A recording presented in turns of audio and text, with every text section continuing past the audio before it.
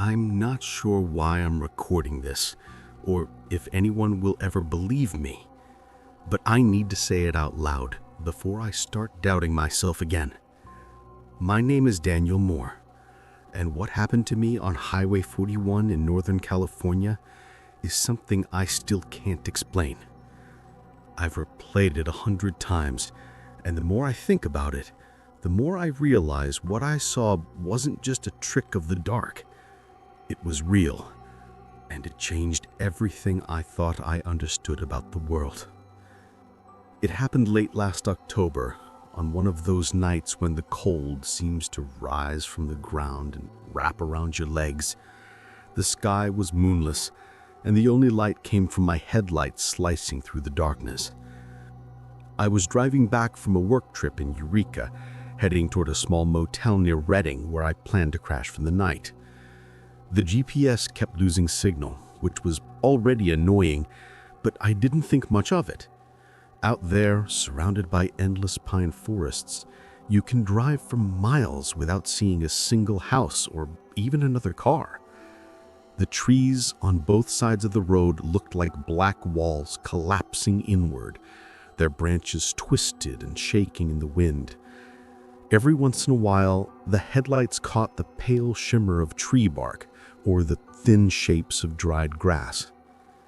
In the distance, the dark silhouettes of the hills were barely visible, blending into the sky. I remember thinking how strange it was that everything felt quieter than usual. Not naturally quiet, but unnervingly silent. No insects, no wind, no sound of distant cars. It felt like the entire forest was holding its breath. Around 11:30 p.m., I saw the figure. At first, it looked like a man standing on the side of the road, half hidden behind a fallen pine tree. I slowed down immediately. What struck me first was how still he was. He didn't move, didn't step back, didn't raise a hand, nothing. He just stood there, facing my direction, with his head slightly tilted as if he was listening for something. When the headlights finally illuminated him fully, I realized something was wrong. His clothes looked old, torn, and covered in dirt, like he had been wandering through the woods for days. His hair was long and messy, and his face was pale in a way that didn't look human. Not sick, not starving. Pale like he had never stood in the sun.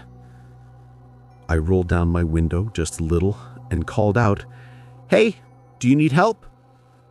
I tried to keep my voice steady, but the moment the air from outside entered the car, I got hit with the coldest wave I have ever felt in my life.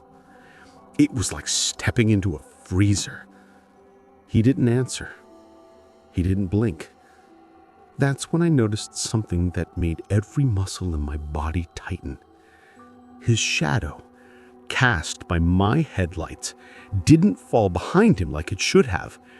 It stretched sideways across the road, long and bent, as if the light was coming from a completely different angle.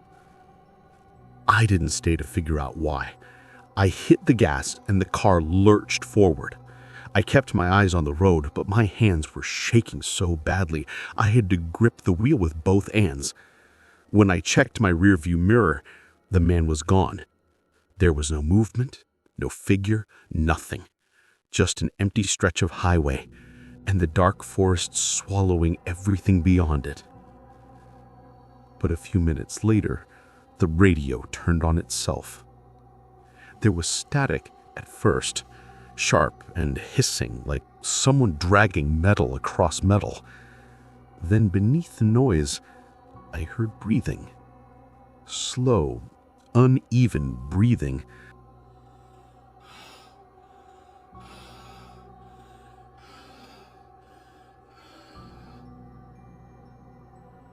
I turned the radio off, but the static didn't stop.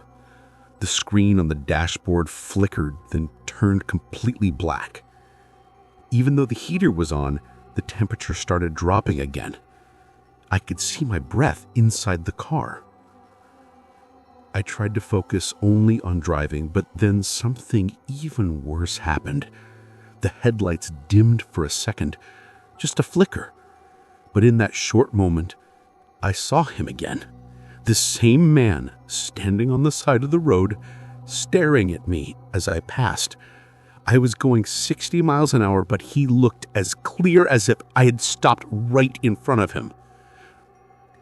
The next few miles were a blur. I remember pressing the gas pedal so hard the engine whined.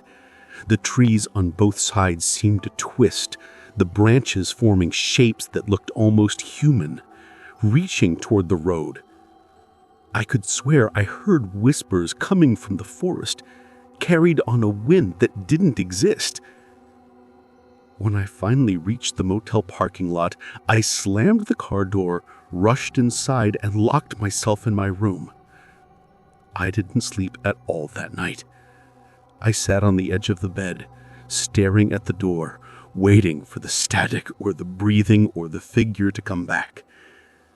But none of it did.